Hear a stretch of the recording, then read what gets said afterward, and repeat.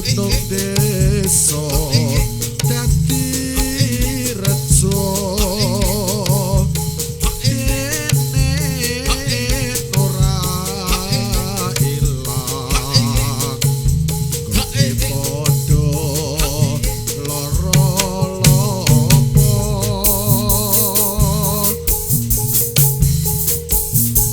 neng gunung tak satongi sego jagung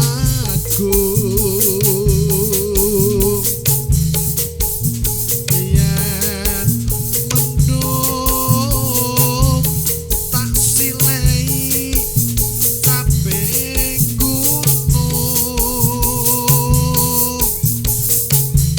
syukur bisa nyawang gunung desa dadi rejo dene ora ilang gone padha lara lopo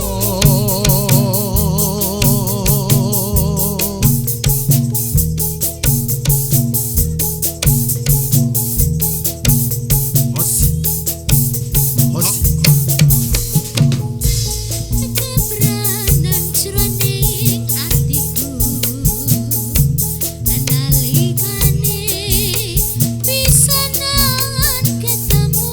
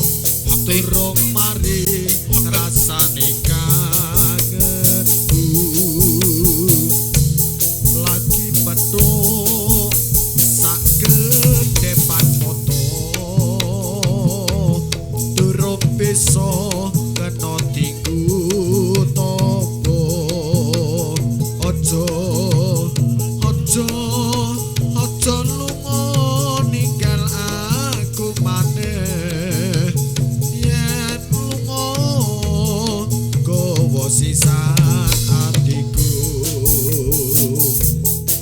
ora bisa aku ora bisa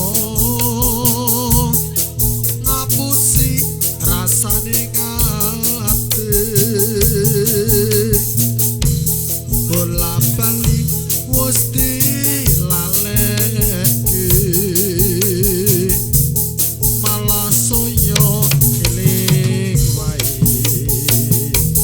saupomo kuwi mangerteni sewu loro mlumpo dadi siji pirang taun aku ngedemati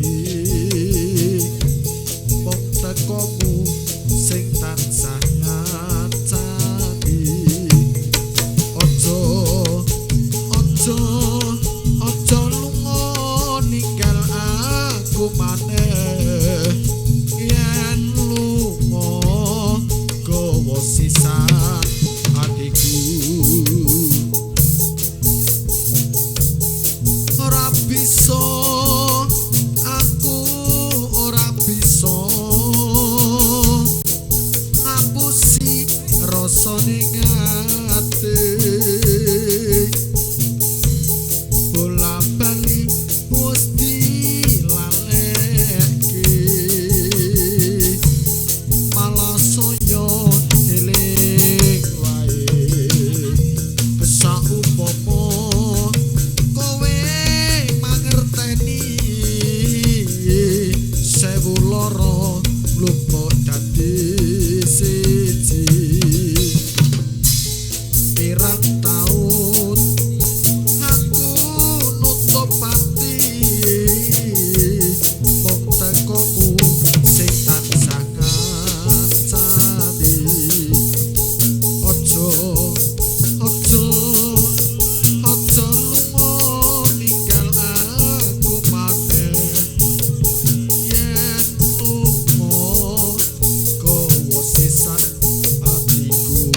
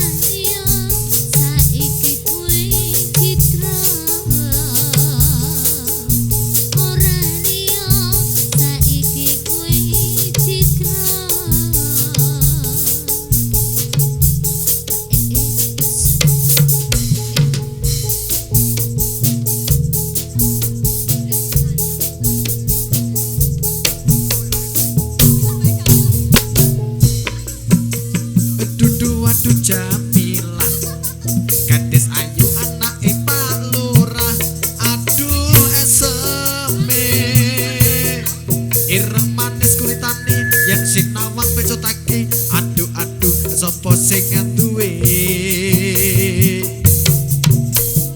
dudu aduh Jamilah mesam-mesem yen ketemu aku sajake piye prengut-prengut atiku adem panas awakku sapa ngerti dadi bojoku ya Jamilah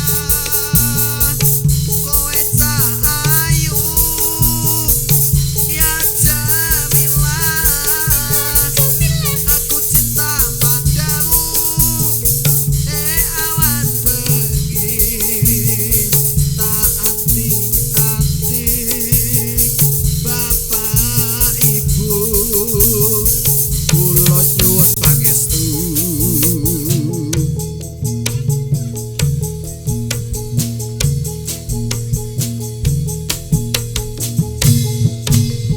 duduk aduh Jamilah gadis ayu anake Pak Lurah aduh eseme ireng manis kulitane yen sinawang pecotake aduh sapa sing duwe dudu aduh Jamilah mesam-mesem yen ketemu aku sajake piye adem panas awakku adem panas pikirku sapa ngerti dadi bojoku ya Jamilah kowe cah ayu ya Jamilah aku cinta padamu awan bengi tak anti-anti bapak ibu aku lo nyuwun pangestu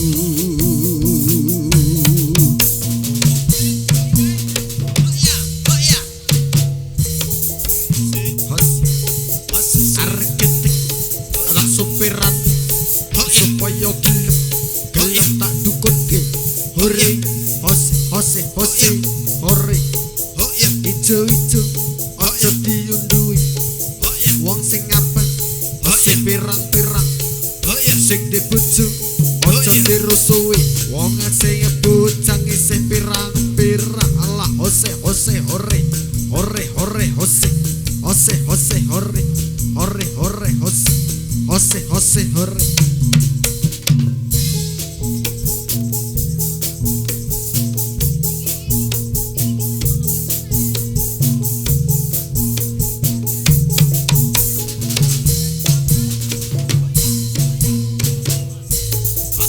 singgot alah singgot kayu malang ning pinggir kali ambe gede alam minggot timbang momen alu wong Bali ya jalake ora iso oceh pakan nono telane gantung ayo bapakne muni ora oleh anake wedok wis wani nembung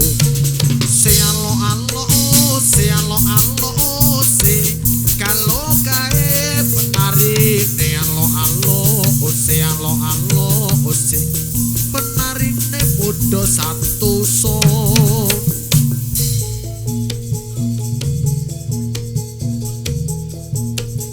monggo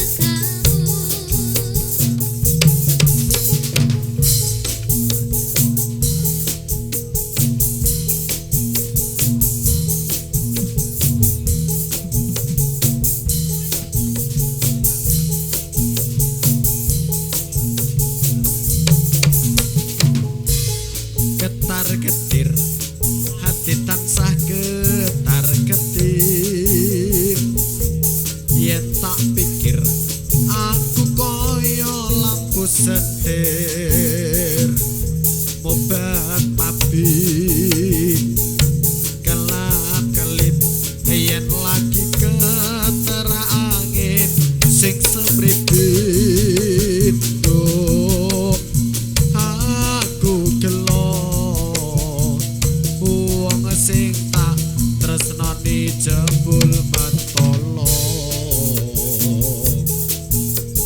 dek sliramu pamit arep lunga jroning ati rasane keloro-loro nadyan tak penggak tetep ra bisa yen digagas lunga mundur golek opo tak enteni di kapan tekomu kok nganti besok putih rambutku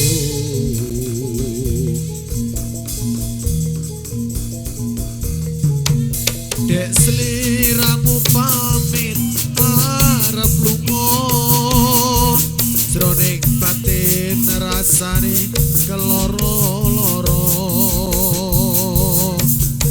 nadyan mbok penggak tetep ra bisa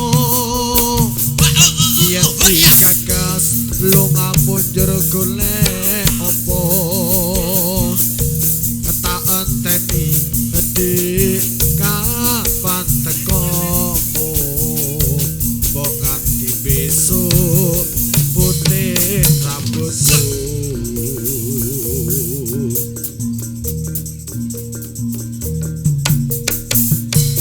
getar getir aku tansah getar getir yen tak pikir aku koyo lampu setir mobat mabit kelap kelip yen lagi ketara angin sing sempripit adik aku gelo wong sing tak tresnani jebul mentolo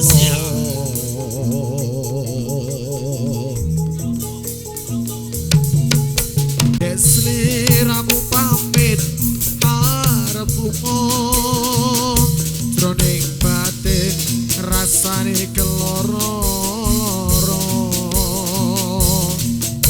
nadyan kok penggak tetep ra bisa yen digagas lunga mundur golek opo tak enteni dik kapan tekomu kok nganti besok putih rambutku seni turangga wis nyotong rembaka ing kutha ing desa nemahi praja pinarung ing bangsa siyaga ing yuda seni jaranan tansah apa anane ayo to kanca padha dilestarekke seni jatilan tansah apa anane ayo to para muda sing sregep makarya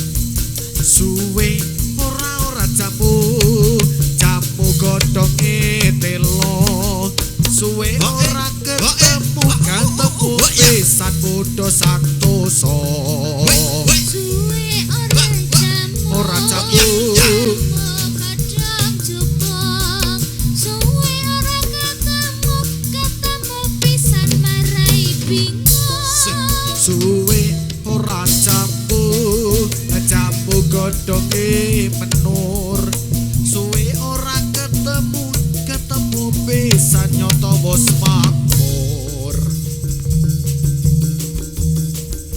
Ayo Lek, awas perote metu.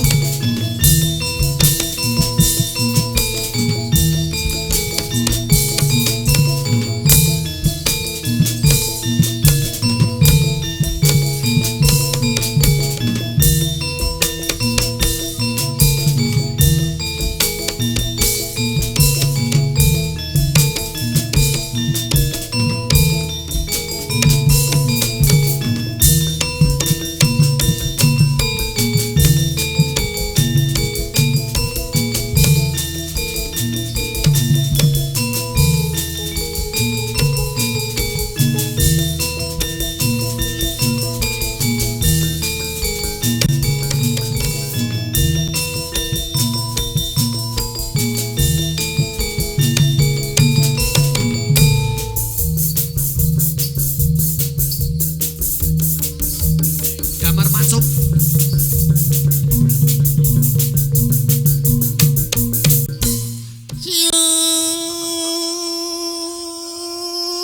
Cedut Dayun mbakne to iki am mbakne kowe mbakne apa sapa kowe iki ora ngurus iki tangka ta aku kejak ngobrol malah wonten dawuh omong kok kemricik ra kena diselani Yun kenje kesel Yun nggih Mbak. rada kempis-kempis sesuk iki genteni aku ki ning posisiku dadi ning kono kenje lah kok terus dadi kon sesuk diwalik piye kula seklawe menake jenggon jenengan dayune ngono kuwi nggih nah aku dadi Damar Wulan wah ngono ora nek Damar Nya. Wulan aku Damar Wulan kok cendik Damar Wulan ki kudu dhuwur bagus wah Damar Wulan metu ketiga kok ora oleh wae wong sing gawe cerita aku ya manut aku kok arep manut kowe neh mantep kae ora do manut karo mantep wayange doan sak geleme dhewe-dhewe mencolot wis mati urip meneh perang meneh wis mati urip meneh anek wayangan mati rampung lah gawe wayang ping pira kamu ke wayang sak kotak kari ngitung piye amboten detong lah detong ra rampung niki Ya, ngaten lure piye Yon catetane ndi aku ora Wah. ngerti kowe arep maca aku anggere Pak Gito rawuh dene iki marai deg-degane aku tak tengok ya Yon ya niki ngaten lurae Hah? Piye? kok mah ngepluk Piye Yon? awake dhewe Ana wigati apa Yon? omong kula napa sampean Oh iya ya. Kowe wae sing cangkemmu rondok dawa, suarane dadine rondok bablas. kira-kira angel tenan mang golek dayun dhewe liya kok Kowe arep ndi? Arep njaluk dayun liya? Yen kene Yon. Rene Yon. ampun nek niku Iki ora tak dadekke dayun. Tak dadekke gendruwo penunggu pojokan desa. Kersa mboten, Pak? Gelem. Gelem. Kersa nggih. Mohon mang nengok mriku nek kersa. weh ana tuyul teko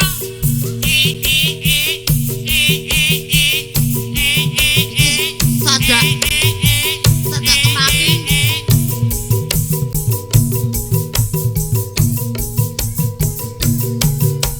Yuk kita nonton ondel-ondel yuk. Yuk kita nonton ondel-ondel yuk. Ondel-ondel cantik Ayo. rasanya. Kuwi menungso saka Jakarta. lagi. Heeh.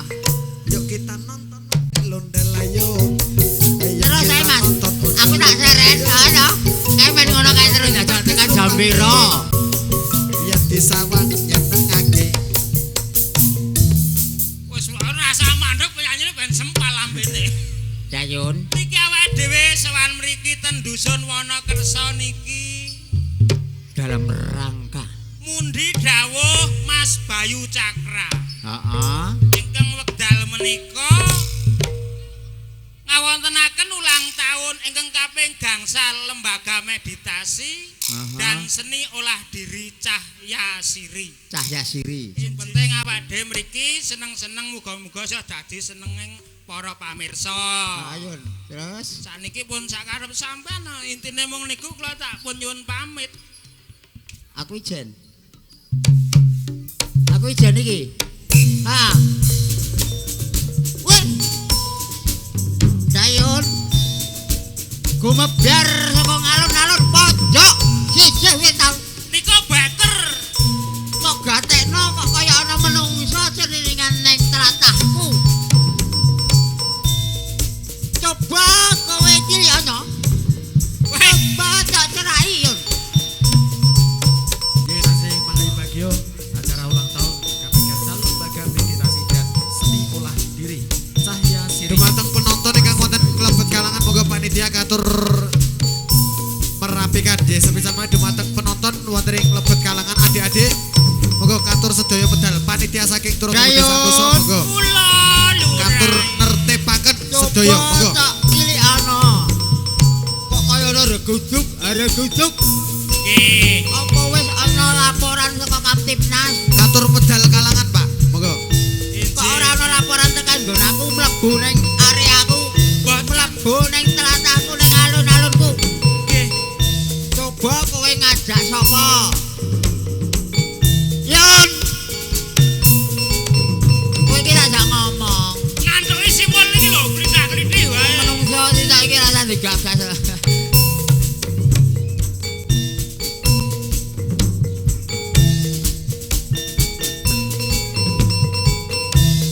Nek arep kapan?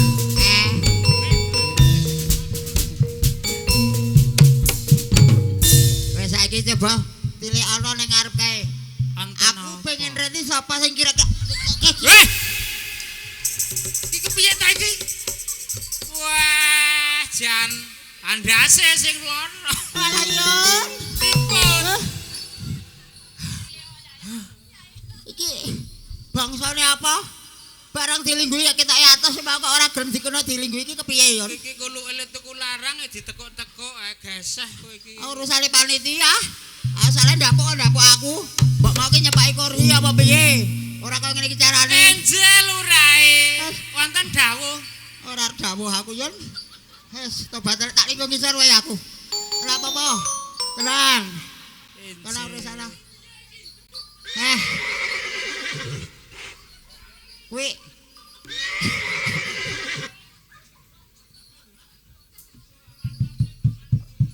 wis urung, tak tiliki. Piye? Damar wulan kurang ajar. Wene galah Badri putune Ki Ageng Sela. Kurang ajar. Hei. Ayo. Kula. Ameng krungu damarulan kok mbanyaki. Aku wingi wis ngidak sing jenenge Damar Wulan. Enji. Ditut keris, ta tak sunduk dus. Ha, tak enggak-enggake. Enak banget ya. Baru tak jujut. Iya, ambruk. Bro. Ambruk ya. Kowe isane wis nyakinke nek kowe Damar Wulan. Anggih. Berarti Damar Wulan ki isih urip. Anarian gampun kula angek-angek nganggo naga puspa niku pun mati. Ya wis. Keparaci Damar Wulan. Kasuwen nek ngene Apik, iki. Le, ura-ura. Kasuwen mat. Kasuwen. Aku pengen perang wae kok. Iki leres. Pon kula batahi.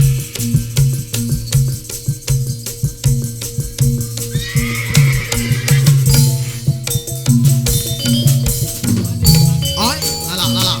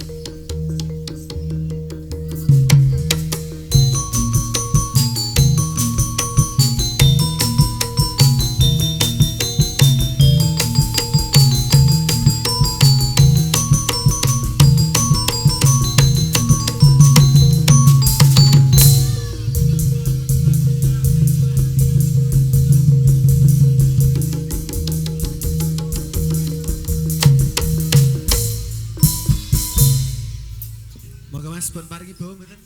Gegarane wong agrami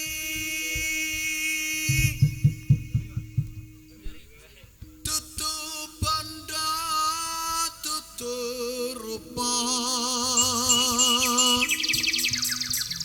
hamong ati pawi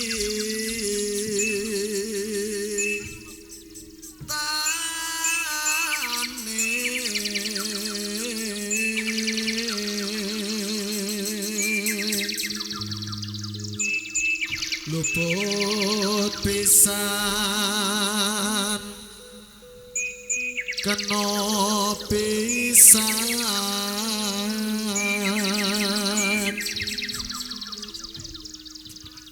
yen gampang luwih gampang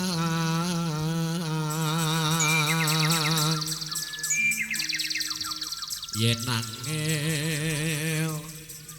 angel ka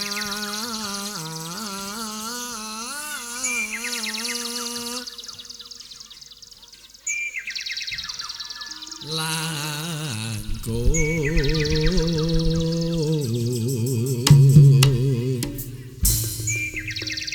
tan kena tinumbas arato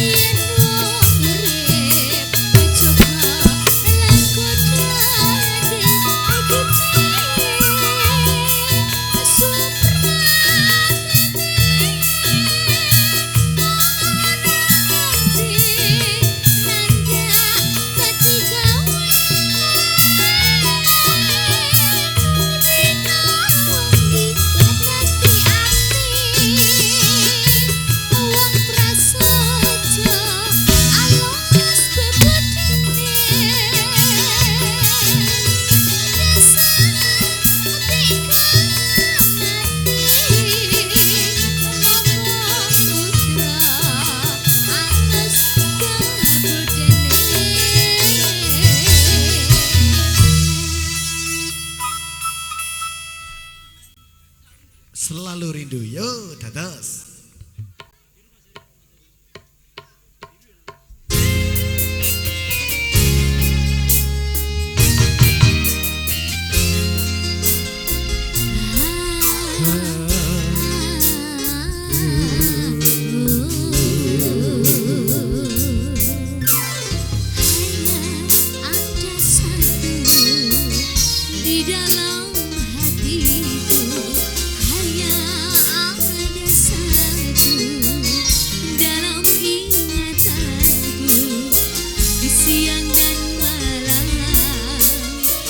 Selalu terbayang wajahmu duhai pujaanku seorang rindu dan irisan selalu saja datang bagaikan tiada waktu yang terbuang ingin bertemu denganmu. Ku ingin selalu ada di sisimu. Hanya ada kamu di hatiku.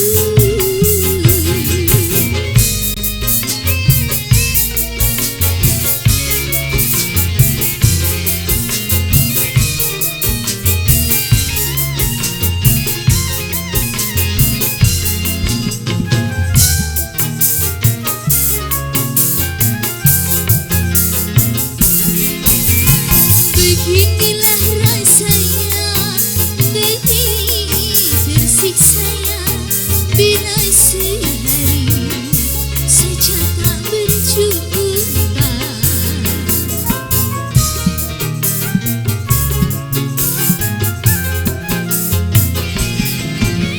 Hidup ini bagaikan tiada berserah bila sehari saja tak berjumpa. Rindu selalu rindu, tiada jemu setiap kali bertemu. Rindu menyayang kamu, rindu dan cemburu selalu menyayangku. Hanya satu di hatiku.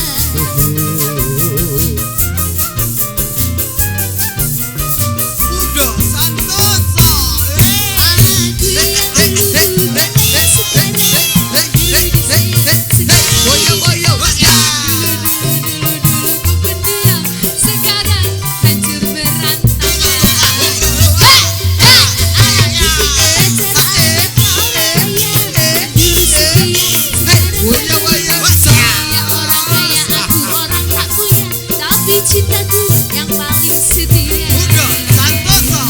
Hidupku hanyalah sebatas pejabat dalam yang paling setia terkubur di dalam dapur rekaman. Sekolah aku tak mencari badanku yang penuh tinta yang berwarna. Pisang jangan dimakan kalau masih dalam keranjang. Kota metropolitan Yogyakarta, hei banyak ujangan. Emak-emak weten kuluwe ono sekolah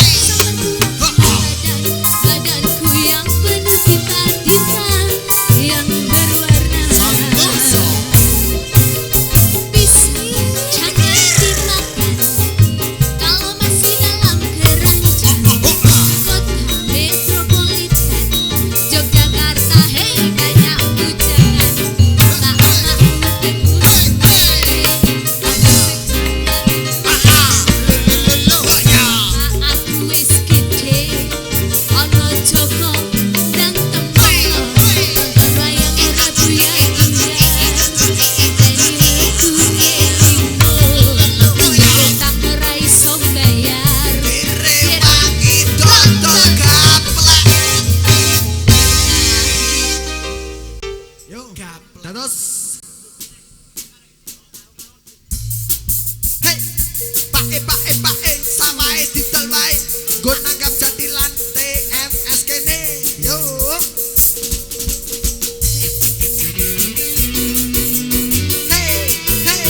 Hey tangannya di atas bro